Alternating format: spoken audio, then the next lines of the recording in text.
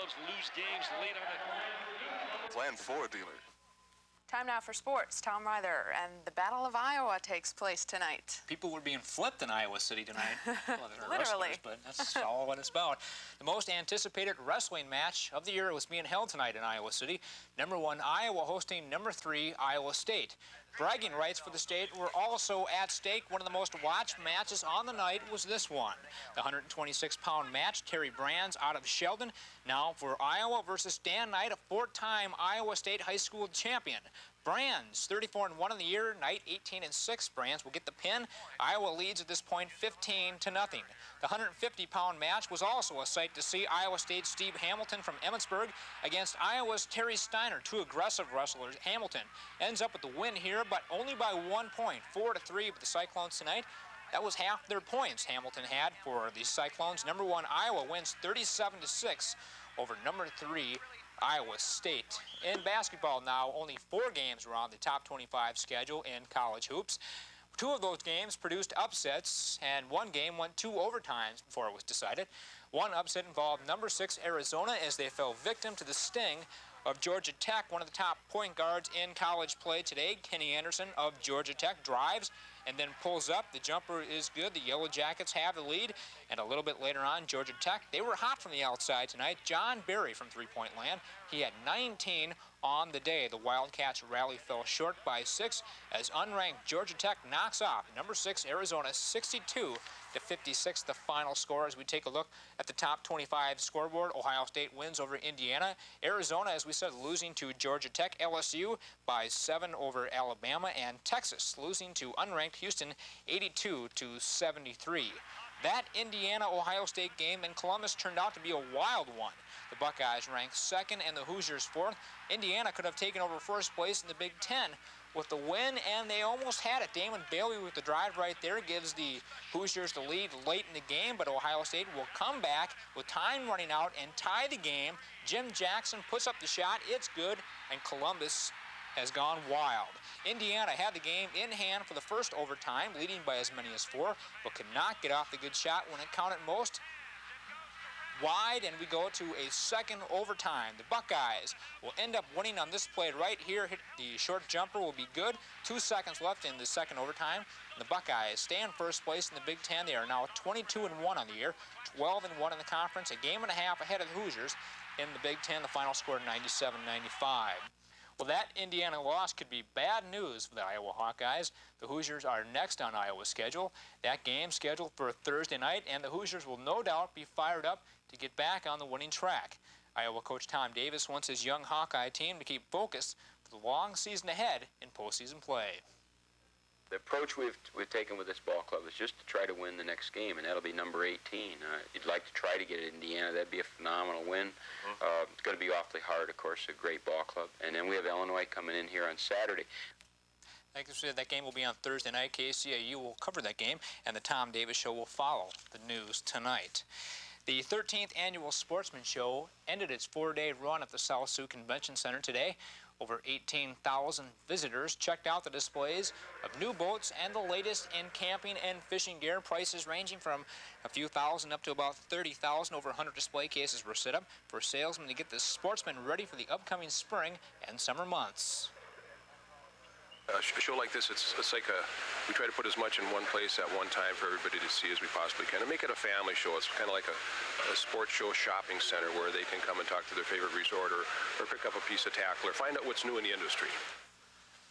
Well, in racing, Daytona, Florida, today the NASCAR season officially opened.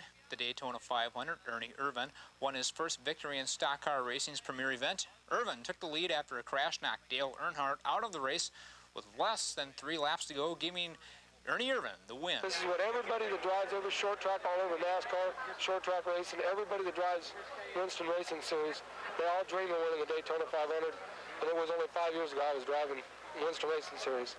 You know what's really interesting, in that race, that is the 3rd year in a row now that a first-time winner has won the Daytona 500, and that's kind of a changing of the guard in stock car racing, and we're seeing that a lot now in racing as a whole. One other note to give you, too, Bobby Bonds lost his arbitration case to the Pittsburgh Pirates tonight and has to settle for just over a couple $1 million.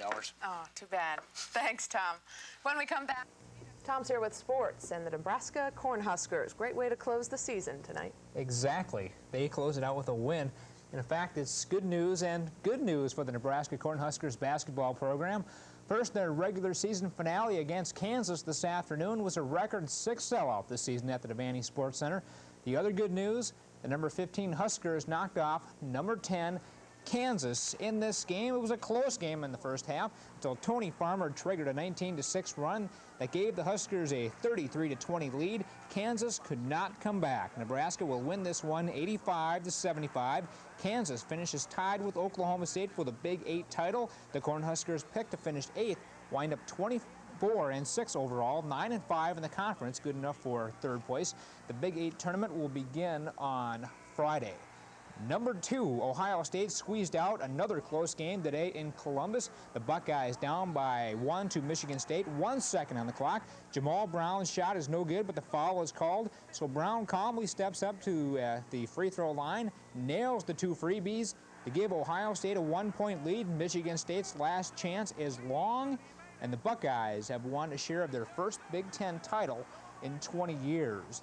Number 4, North Carolina could not avoid the upset as number 8, Duke handed the Tar Heels a rare loss at home. 2 well-coached teams playing on the wild side. The Tar Heels go for the steal. Duke works the ball to the open man. Greg Hubeck nails the 3-pointer. Now watch the strange turn of events here. Hubert Davis winds up with the ball. Somebody had to in this event. George Lynch will eventually get the blocked ball and ends up with the basket and draws the foul. But Duke would hang on and upset number 4, North Carolina, 83-77. Top 25 scores today. Number 2, Ohio State wins by 1 over Michigan State. Number 3, Arkansas losing to the Longhorns, 99-86. Number 4, North Carolina loses Syracuse by 4 over Georgetown. Number 10, Kansas, as we said, losing to Nebraska. And number 16, UCLA is the upset victim, 86-68. The winner, Washington, and East Tennessee State wins 101-82 over Appalachian State. Well, now that their regular season is over, the Morningside Chiefs will begin preparations for the first round of the North Central Conference Tournament. The Chiefs will host South Dakota on Tuesday night in their first postseason appearance in 7 years. Tickets will go on sale tomorrow and Tuesday on a first-come, first-served basis at Alley Gymnasium. The ticket office will be open from 12 to 5 on Monday, 11 to 3 on Tuesday. This morning, head coach Jerry Schmuddy said that having the Chiefs host a first-round game will be a treat.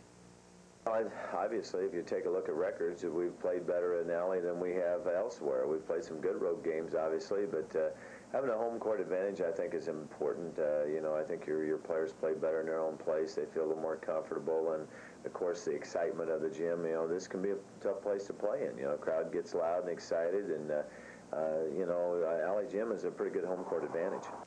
Guaranteed to be loud. Well, on Wednesday night, Briarcliff will host the championship game in the District 15 playoffs. The Chargers will take on St. Ambrose at 7:30. The winner will earn a trip to the NAIA National Tournament later this month in Kansas City. The Chargers, who beat St. Ambrose earlier this year, 81-76, will be looking for their 9th trip to the Nationals. Gold seat ticket holders must pick up their tickets tomorrow because general admission tickets will go on sale on Tuesday and Wednesday at Noonan Hall from 8 a.m. to 4 p.m. Well, the Sioux City Metros claimed the state high school hockey championship this afternoon. The Metros won the championship in Ames 8-1 over Dubuque. The prep title leaves the Metros with the 26-5-1 season mark. Sioux City players named to the All-State team include Chris Sorum, a forward, T.J. Reinsch, Dan Davies, both forwards, and they joined Brian Augustine, a defenseman for the Metros, on the All-State team. 25 players were selected to this year's All-State team. Well, for the 18th consecutive year, the Iowa Hawkeyes won the Big Ten Conference Wrestling Championship. They also captured 5 of 10 weight classes in the finals held in Champaign, Illinois. The Hawkeyes actually clinched the team title by advancing 6 wrestlers into the championships yesterday. Michigan State took 2nd and Ohio State took 3rd. The Nationals will be held later this month in Iowa City. Well, now that both college and high school tournaments are winding down, one interesting note has developed. Ed Huff out of Sheldon, Iowa, won 5th place at the NAIA National Tournament this past week in Butte, Montana. His younger brother Jay at Sheldon High School took home 4th place at the Iowa State High School meet. Jay is a heavyweight that wrestles for Sheldon.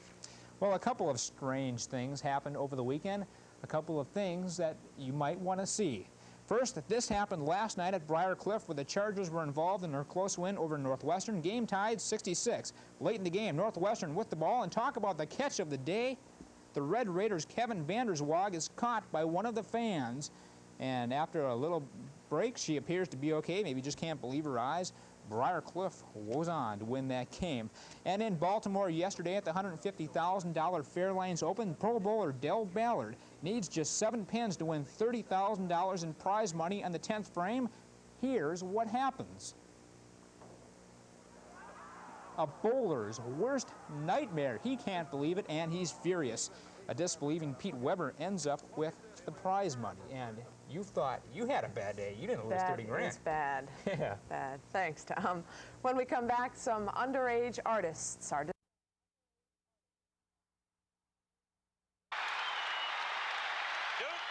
the timeout to spend, and they stop it at 1.6. Great play. They come up with the conversion against UCLA. They went to Rooks.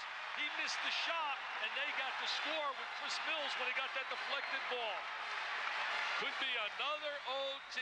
The trifecta 3 weeks in a row. Smart play going to Rooks. He should have done this earlier against Kubek.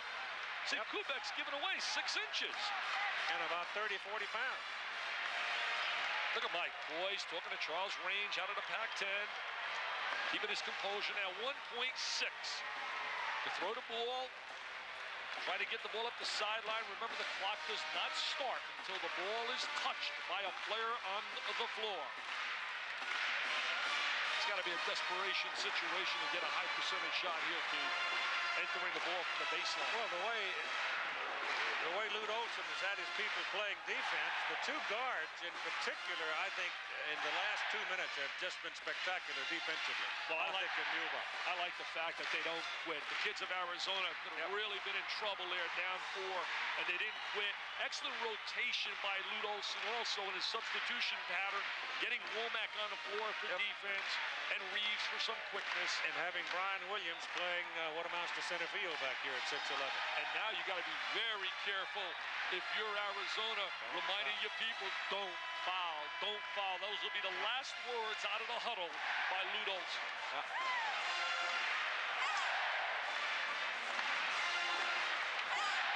You got 1.6 seconds left. The clock doesn't show it right now. They've run it off for 0, but it's 1.6. See, they're going to put Womack up on the baseline with his size, trying to umbrella and to bother the inbounds in the basketball.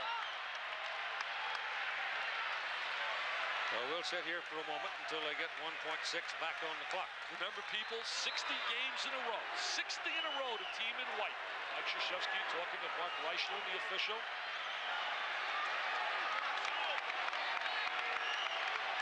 Right, Othik's got Hurley.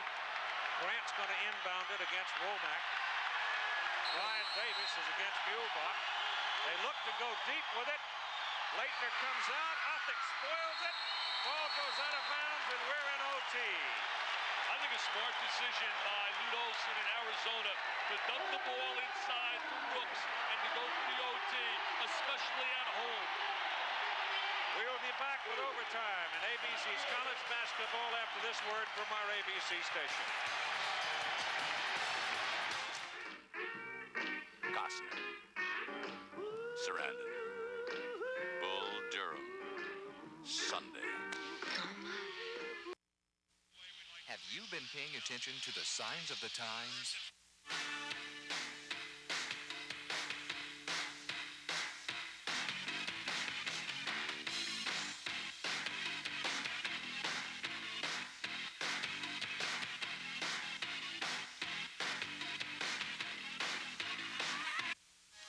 For the signs of the times, contact Kern Sign Advertising, 1916 Center Street, Sioux City.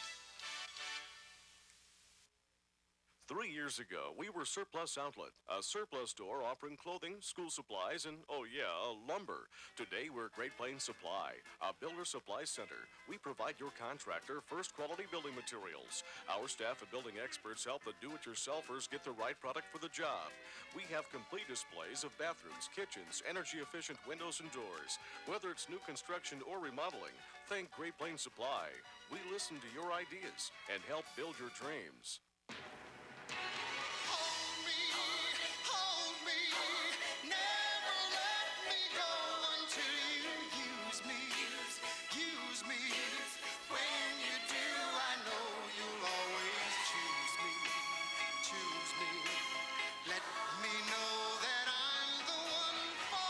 It's the one that gets used. U.S. West Direct.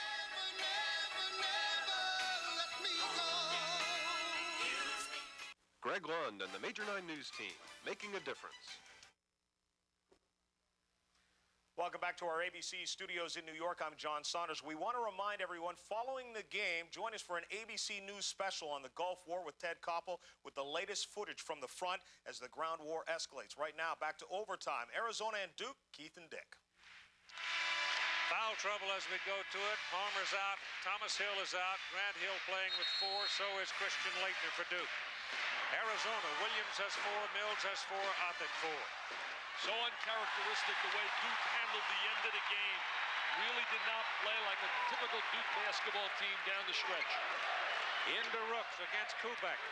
Big advantage Rooks. They hook it to Williams. Bryan hits it, and Arizona goes to the lead. Well, they go to the two big horses. They go to Williams. They go to Rooks to get it to OT. They go to Williams to get the advantage. Let's see, Grant Hill now should go one-on-one. Hurley got loose, gives it up for Kubek's 3. What a great look by Bobby Hurley. He was aware of the presence of Kubek, who spotted up on the three-point line. Back into Williams. Oh, they missed Rooks. He was wide open.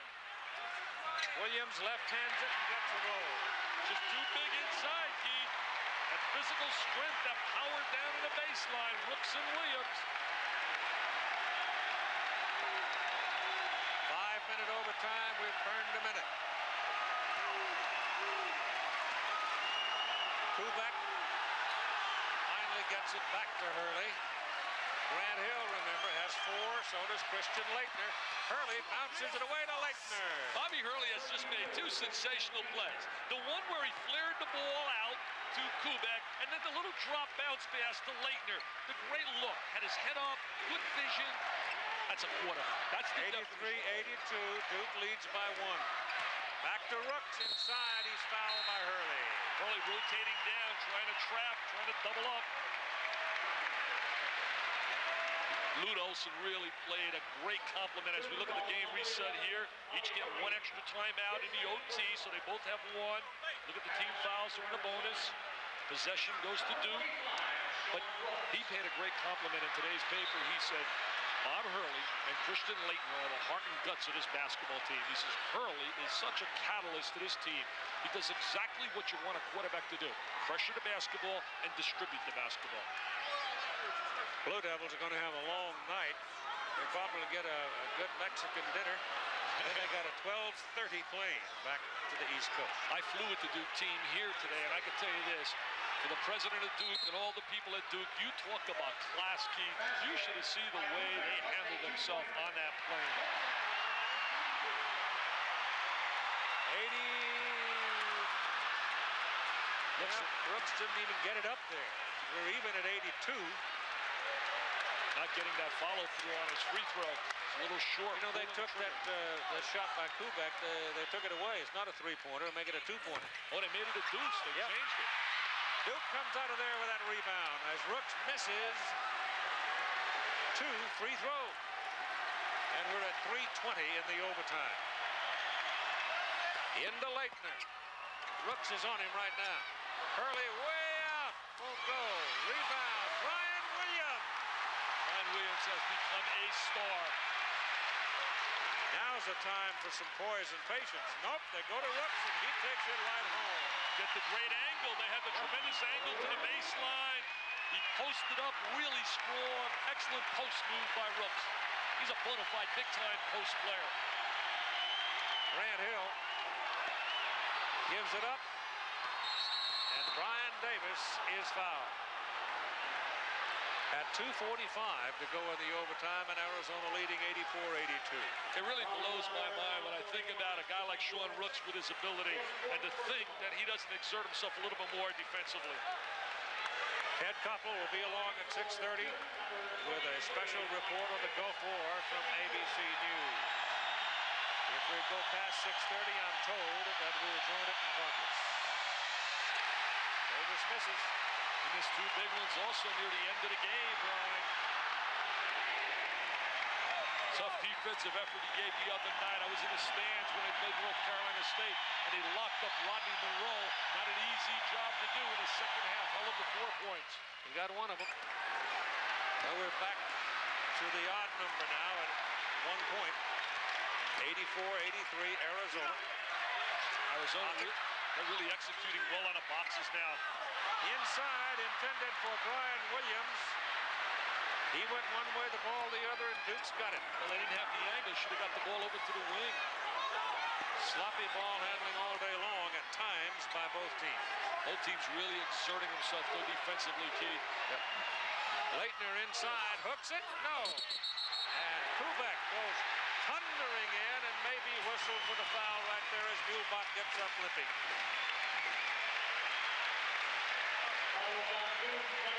It is Kubek, and it's his fourth. Little limp right there by Matt Muhlbach, really, really hurting.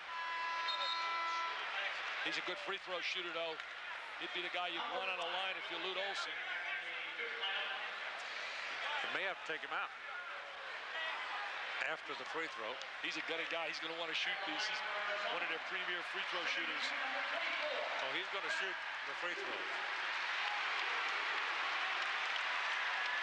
He's got Womack up. And Womack, I think, is going to come in for Muhlbach right after he shoots. Yeah, for defense, if he converts these.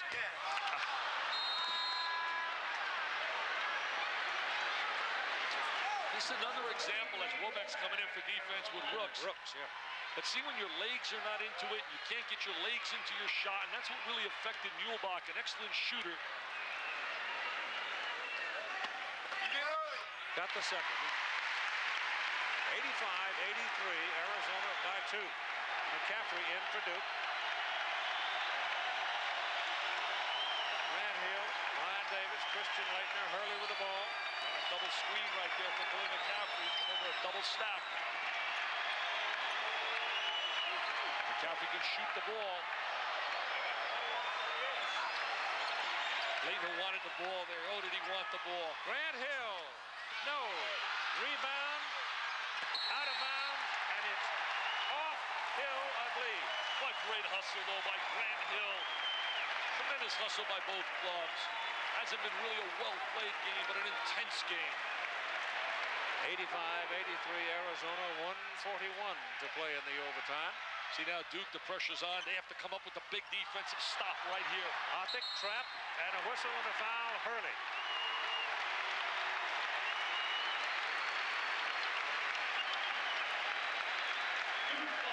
See, the one great asset they have, two guards that can make free throws. And when you talk about the big games at postseason time, so many of them are determined by that free throw line. As you look at Jesse Evans on the left, along with Lute Olson. Othick going to the line now with 2 shots. Had a tough first half with those 5 turnovers. That's a big point right there. He's played outstanding basketball the last 10 minutes. Made some real good decisions. He initially signed in New Mexico, then committed verbally to UNLV, and then ultimately came here. Williams got the rebound, rose it up, and he won't go down. 86-83. Still alive. Wow. Keeps Duke alive. He converts that, Keith, it would have been all over. Yep. Muhlbach really matching up on McCaffrey. He knows that he wants to use the screen for the jumper. Hurley from the corner, got it. His roommate, he says, McCaff, get me the rock, baby. And Hurley spots up. They reverse roles. Instead of the point guard going to the shooter goes to the point guard. 2 points. Ryan Williams loses the ball, dives on it, it's rolling around, and Ballesteros has called a foul on McCaffrey. I'll tell you, that was created by the hustle of Ryan Williams. If he would have pouted and sulked and just sat there, Duke would have come up with that loose ball. 87-86, Williams going to the line for Arizona. Arizona leading by 1, and we welcome all of you who have been watching the other games. 58.6 seconds left to play in overtime. And the scoreboard is now, it should be 86 apiece, shouldn't it?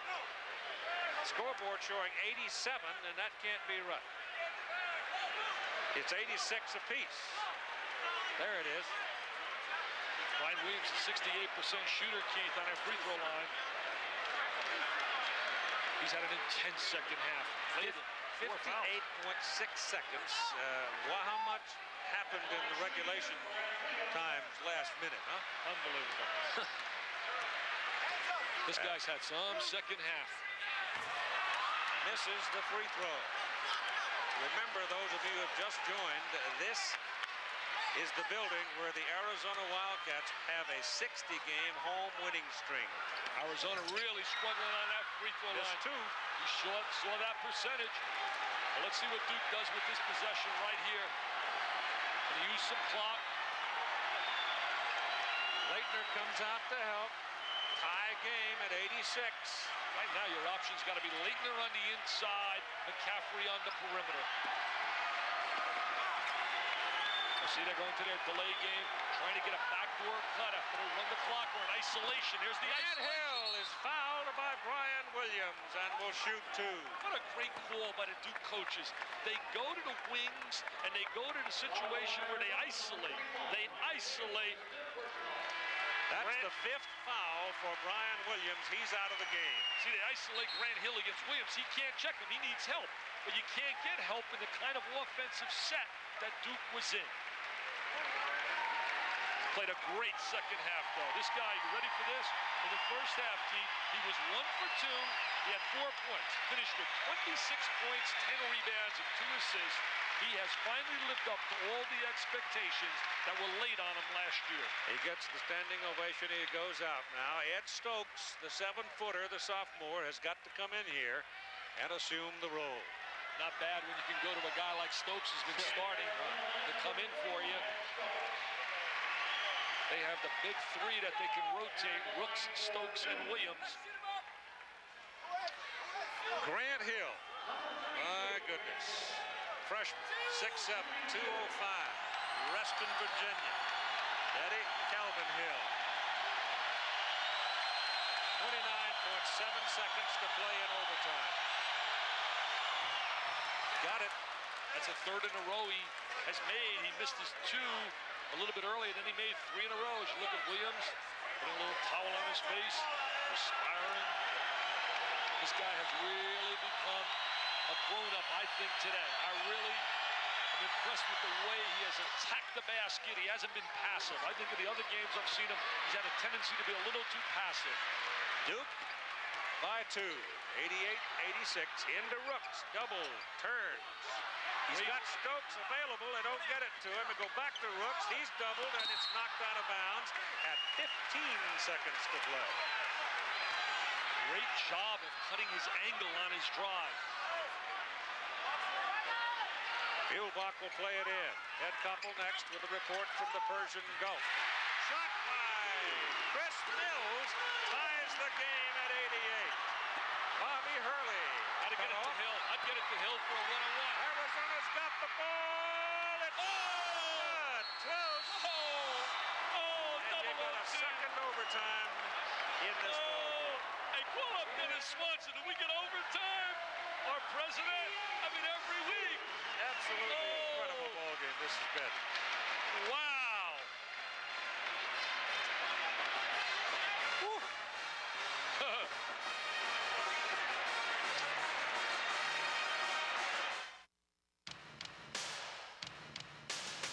Nothing beats a bud with a friend.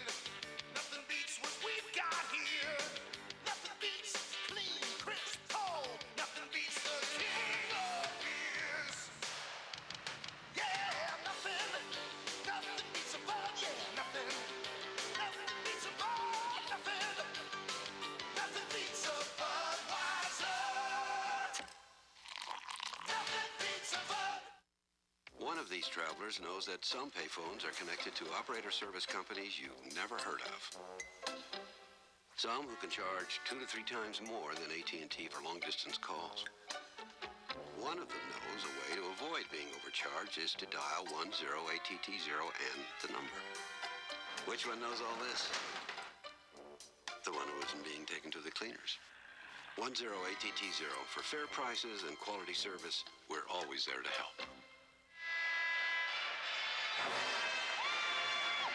We're going to a second overtime, 88-88 after the first one between Duke and Arizona. And I should tell you that the special report, ABC News, the Gulf War with Ted Koppel, will be next, except on the West Coast.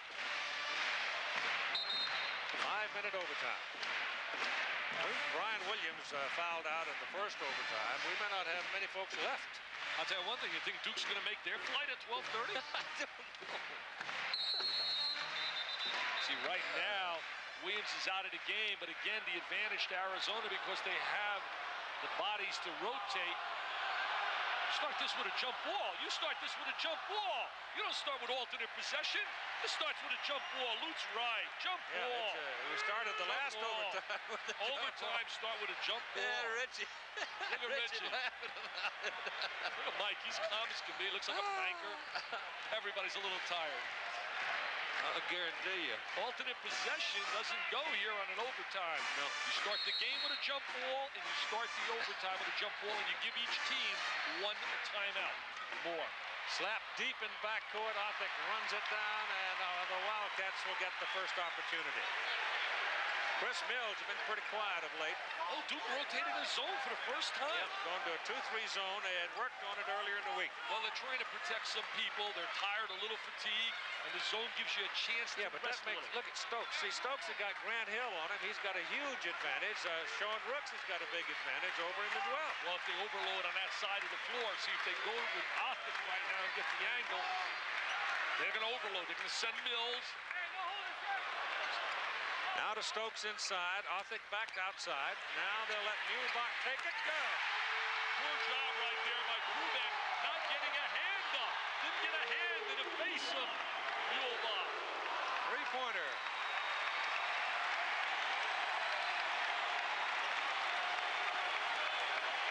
Now they got Brooks playing against Hill. Stokes on Leitner. Leitner misses the shot. Got a foul called on Davis. I think Leitner's really fatigued because watching him shoot that ball, he did not shoot with any kind of legs. There's the home winning streaks. That's what the scrap is. Those two go head-to-head tomorrow. UNLV, and they break that 29-game win streak in Aggie Land. New Mexico State, Las Cruces. You told me it's a great place. I've never been there. Oh, it's fun. I've never been there. Looking forward to it tomorrow Kind of night. out of the way a bit, but... See, they each get one more timeout. That's why they have two remaining. Both are in a bonus. I thought that Leitner really looked tired in that last possession. And he should be tired. The pounding he's had to take from all those big people. He had a little bit of rest in the first half. That's all he's had. He's saying, where are you, Cherokee? Why couldn't you be here this year, Cherokee Park? Great high school player will be Winning both. And it's now 93-88, 5-point lead, Arizona. Well, you'd have to say this is a must possession. Kubek inside Leitner. Hooks it up, no. Rebound, Stokes had it. And they blow a foul on Kubek. If it's Kubek, it's 5. See, I really believe that Christian is really hurting a little bit physically right now in terms of fatigue. Watch when he catches the ball down inside here. I don't see any kind of leg power, any kind of power out of his legs in terms of exploding on his shot.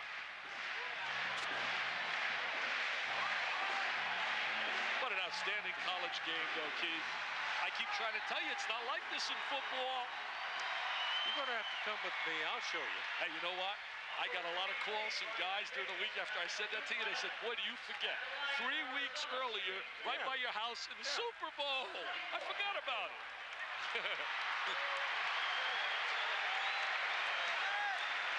Muhlbach on the line for 2. 2 here.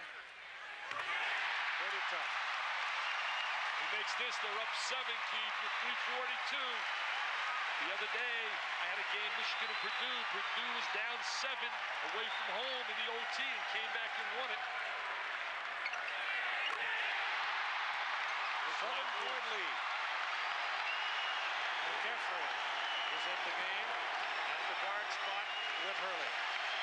Ryan Davis, Leitner, and Grant Hill.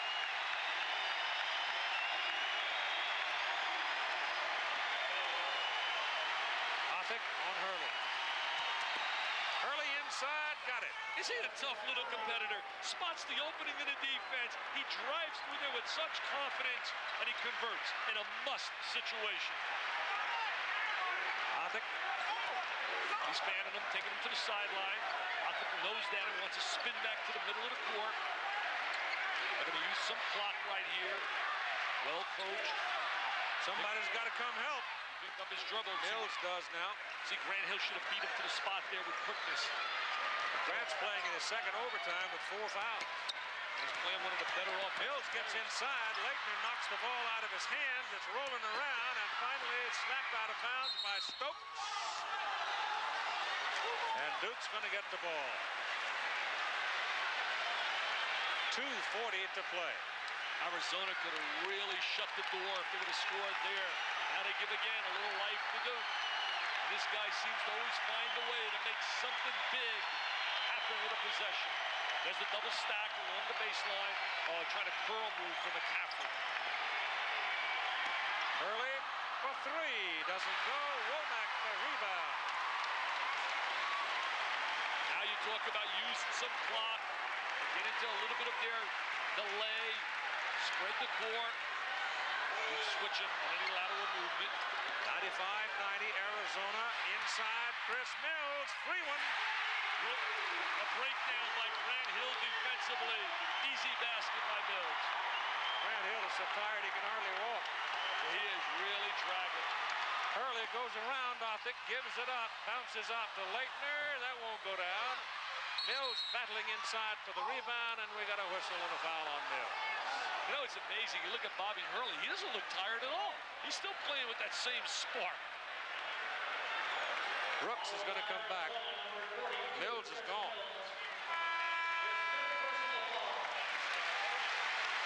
Womack is coming out, but Womack, I think he wants to keep him out there. Yeah, we'll have to keep Womack out. Now Reeves is coming. Oh, I see. They're going to go maybe to a 3-guard set now. Yep. They're going to go to Reeves, Muehlbach, and Othick. Yeah, that's what they practice. These 2 transfers, there they are, hugging one another. Says, I love you, Chris. I love you. 18 big ones, Chrissy, baby. 1:47 to go in the second overtime. 97-90 Arizona. It looks like they will maintain their home winning streak and push it to 61 consecutive games. And were they tested at all today or what? Oh.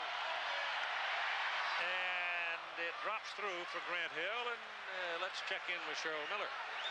Well, Keith and Dick, if there's going to be an MVP of the game, it has to go to the crowd. The fan support here has been unbelievable. You got to consider this. There are no professional sports in Tucson, so the Wildcats are the main attraction. This crowd won't simply allow this team to lose here. Rebound, picked off, middle of the lane by Othick. Dueling now with Hurley.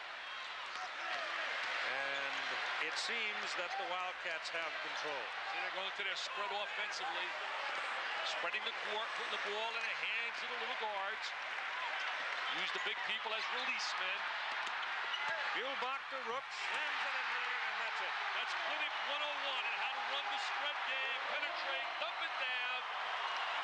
McCaffrey doesn't get it. Rebound, Rooks. It's over, Mr. J. It's over. 91, and coming up on a minute. 61 in a row. Intentional foul right there. But as you would have expected, Duke gave it a game try. Oh, they're just a bunch of tough kids. Let's paint the significance of the game. As we remind you again that Ted Koppel comes along with a special report on the Gulf War, except on the West Coast. Keith, I really believe that Arizona now stays in the hunt for a #1 seed. I think it's a lock, UNLV in the West, Arkansas Southeast, Ohio State in the Midwest. Who will go to the East? Will it be North Carolina? Will it be Syracuse? Will it be Indiana? Will it be Arizona? Or will it be Duke? It will be the team, I believe, that finishes super strong. Arizona can make a case. They've beaten Arkansas. They've beaten some good people like East Tennessee State. And now beating Duke and plus UCLA twice, they can make a case if they win their next 4, Stanford, and then next 5, and then 4 times in a row against Oregon and Oregon State. Early again with the foul, but it's now just a matter of running out the clock. They have that unique scheduling. I see where they play Stanford, then they play Oregon, Oregon State on the road, and then they come back with Oregon and Oregon State. Yep. These kids, though, there's Tommy Amica. I think he's got the makings of Peter Gadet, who's going to be the head coach at West Point, coached in Kuwait. I think Tommy Amica is one of the next bright young assistants. In about 4 years, he'll be a head coach somewhere. He's a leader, former point guard, great school at Duke. He's been part of a winning tradition. Mike Krzyzewski went on and on with me and said he will be the next Randy Ayers as a head coach on a collegiate level. Intelligent as you can imagine, just a class act. Antonio Lang just checked into the ball game for Duke. He's the young man who came out of Mobile to go to school in there. He was a valedictorian in high school. He was a high school All-American. He was a good player at Duke. Not getting the kind of playing time I'm sure he'd like, but he'll eventually get it. Second one doesn't go. It's 101-91. It's a 10-point lead, and the time ticking away, as you see there. Leitner puts it up. Hill rebounds it. McCaffrey tries for the shot, can't get it. Leitner takes it inside for 2. Nice pass by McCaffrey. They've done an excellent job in scouting, knowing McCaffrey's the shooter. Look at the strength of this guy with the rock in his hand. He's so strong with the ball. Khalid Reeves.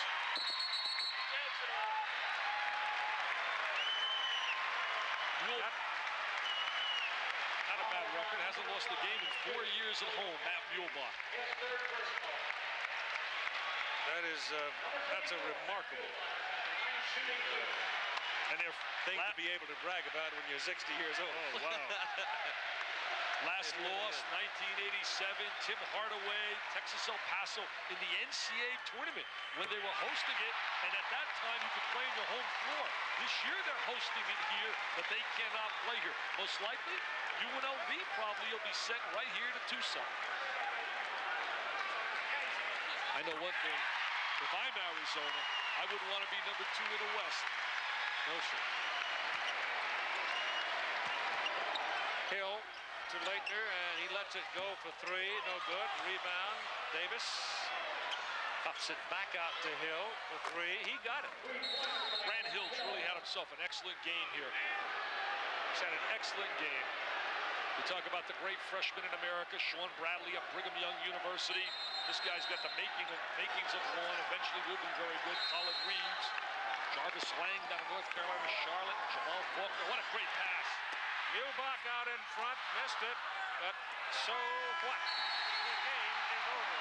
61 in a row. And look at this guy. Is he happy? Oh, Christian's not happy. Arizona 103, Duke 95, and the beat goes on for the Wildcats. Wow, just a great game, great environment, Keith. Look at these two hugging. Isn't that beautiful to see? Beautiful to see. Two guys with great respect for the game.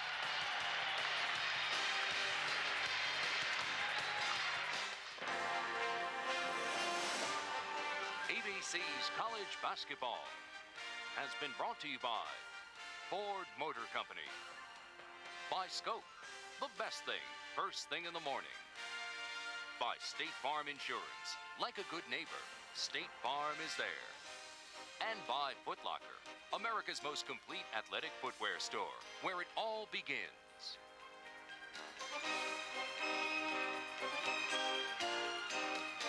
This has been a presentation of ABC Sports, recognized around the world as the leader in sports television.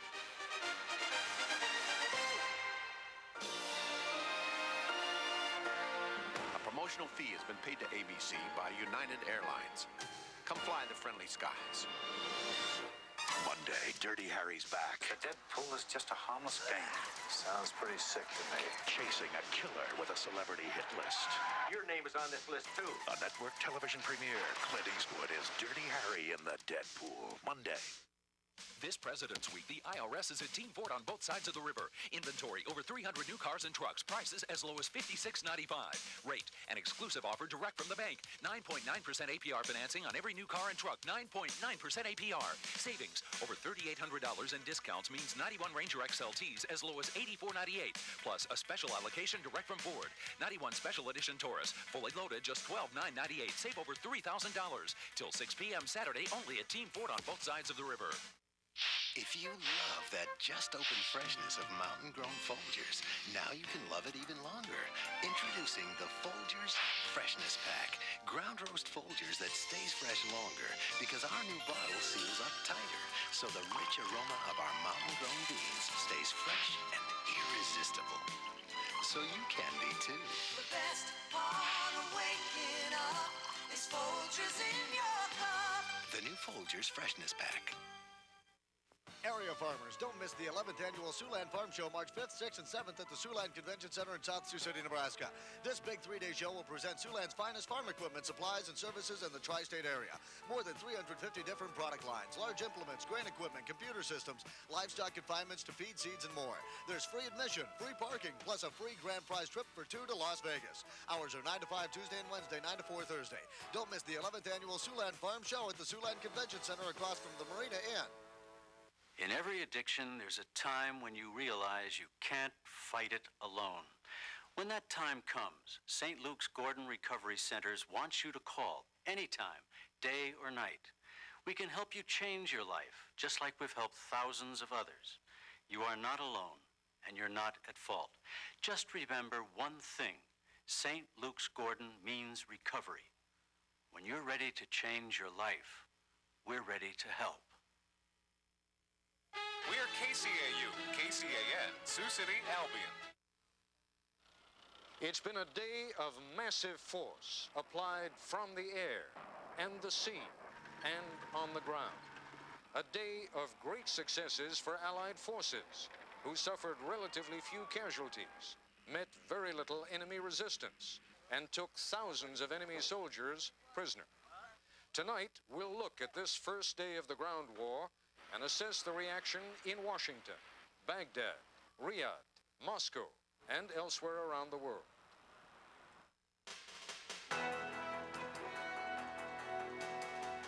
This is an ABC News special, a Gulf War special edition of World News Sunday. Now reporting from Washington, Ted Koppel. Good evening. The first day of the ground war is now all but over. And from the point of view of coalition forces, it seems to have been a resounding success. In fact, there appears to be a deliberate effort underway from top theater commanders in Saudi Arabia and from the civilian command authorities here in Washington to keep premature enthusiasm in check. For the moment, though, news from the front is almost uniformly good. This video, shot before dawn out in the Persian Gulf, shows some of the huge 16-inch guns aboard the USS Missouri firing at Iraqi positions in Kuwait. Shortly after dawn, these pictures of U.S. howitzers already inside Iraq firing at enemy troop emplacements inland. If there has been any surprise all day long, it has been the incredible speed with which coalition forces have been able to drive into both Kuwait and Iraq itself. And all day long, we have been hearing about the near collapse of at least the initial Iraqi defense lines. Enemy prisoners of war being taken by the dozen, by the hundred, by the thousand, until, at last word, nearly 7,000 have surrendered during this first day alone. And almost miraculously, casualties among coalition forces, a relative handful. We begin our report tonight with this wrap-up from Saudi Arabia and ABC's Bill Redeker. The Blitzkrieg assault began at dawn. Thousands of Allied tanks and armored personnel carriers cut through sand berms in southern Kuwait and Iraq, meeting little resistance along the way. Army howitzers fired ahead of the advancing troops to try to knock out Iraqi tanks and artillery. We have to go kill people, but That's the only way we're getting home. I see it's either them or me. Allied casualties were light. 11 Marines were reportedly killed in one counterattack. There were no reports of chemical weapons being used.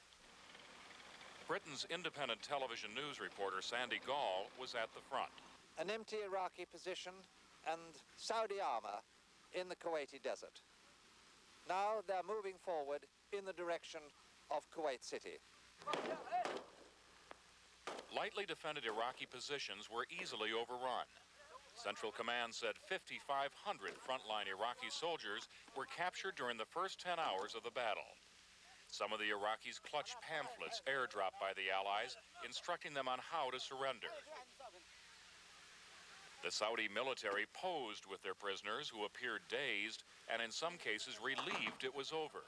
This one kissed one of his captors. We are entering now to Kuwait. We would like to liberate Kuwait from Saddam Hussein. Correspondent Forrest Sawyer filed the first live television report from near the front. This is the earth berm that you have heard a great deal about. Really, in this great flat desert, it is simply sand that has been pushed up as a protection against the Iraqi troops. Past here, we have about 5 kilometers, and then Iraqi fortifications into Kuwait. Holes have been cut into this earth berm. That is the way that tanks, that armored personnel carriers, that all the equipment that the forces here will begin to launch will be moving toward the Iraqis. I am with Egyptian forces right now, Peter. I have spent some of the day with Saudi forces. There are Kuwaitis here. These are where the Arab allies are placed, and it is from here that they will launch their aspect of the battle. I'm not sure what you're seeing, Peter. I expected some of the artillery fire, and there is tremendous enthusiasm that you see among the Egyptians. If you pause for a second for us, we can actually hear them.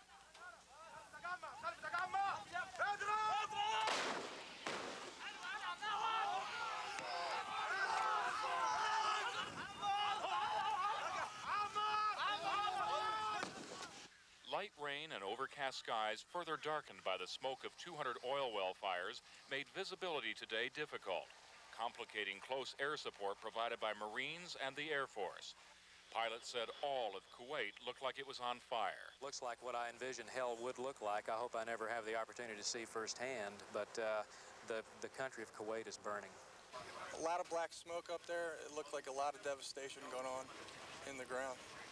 In the Gulf, off the coast of Kuwait, naval preparations for an amphibious assault. British correspondent Michael Nicholson.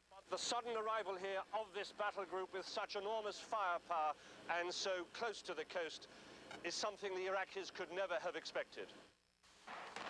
But at dawn, with smoke from the fires along the Kuwaiti coast heavy on the sea, Missouri turned her guns on Kuwait City itself. The opening day of the land battle. But the ground campaign, of course, has just begun, and the Allied forces have not yet fought Iraq's second echelon, the well-trained, well-armed Republican Guards. As one field commander today said, the farther we go, the more difficult it will become. Ed? Bill, I'm intrigued by those oil fires still going on. To what degree are they visible in Saudi Arabia now? We've noticed the overcast conditions here all day. It started out this morning with a little bit of sun, but then it quickly disappeared. It forms a sort of gray pall over the area, and of course it's been raining today as well. And what about the sense of enthusiasm? I mean, one of the impressions that we get back here in Washington is that the civilian command, at least, is trying very hard to sort of tamp down a sense of premature victory. I think that's correct. We certainly noticed that through several pool reports that we have read here, and part of it, of course, is because they have not yet, as I mentioned, confronted the Republican Guard, which will come further on in this campaign. And so I think they're trying to steel people against the possibility of more casualties in the future. All right, Bill Ryther, thanks very much. In point of fact, we have just received some of the first video of U.S. casualties brought to a Navy hospital somewhere in eastern Saudi Arabia. For obvious reasons, we cannot tell you precisely where in Saudi Arabia. The key point here, as we look at some of these casualties, and you will notice, I hope, that none of the faces of these people are visible, so indeed members of families will not be getting their first indication of wounded relatives from television, but all of this has been cleared by U.S. censors, so I would assume that the word has already gone back to the family members. but the indications that we've been receiving all day long are that there have been remarkably few U.S. casualties in this first day of the ground war. Standing by live now at the White House, my colleague Britt Hume. Britt, I gather that the President has just received a late briefing from some of his top people at the Pentagon, and I wonder if you can bring us up to speed on that and on the issue of casualties. What more do we know? Well, Ted, just about 2 hours ago, the entire Bush Foreign Policy and Defense High Command joined him here in the residence of the White House, and Joint Chiefs of Staff Chairman Powell gave him a briefing in which he described the progress of the war. He said the initial thrust is steady, going according to plan, and successful. The President, you won't be surprised to learn, said he was gratified at that news and proud of his commanders. It was a fairly sketchy report that we got of what was in that briefing. White House Press Secretary Marlin Fitzwater advised everyone to be careful and cautious about the early reports from the battlefield, and I suspect that that extends to these astonishing casualty reports as well. Well, I should point out that during the course of the day, we have, of course, been reporting that the number of U.S. casualties during this first day of combat, and when we talk about casualties, we're talking about killed in action and wounded in action, was said to be fewer than 20. Was he saying in any specific form that the number is actually higher, or just warning us that these first reports may be just preliminary? I think what he was really doing, Ted, was warning us that the first reports across the board, except for they know the broad nature of the military thrust, and they know basically what territory has been covered and what territory has been taken. Battlefield details of the kind that would include full casualty reports are obviously to come later. And I don't think that anybody is really confident in these casualty numbers yet, that any sense that they're complete based on the first day's action.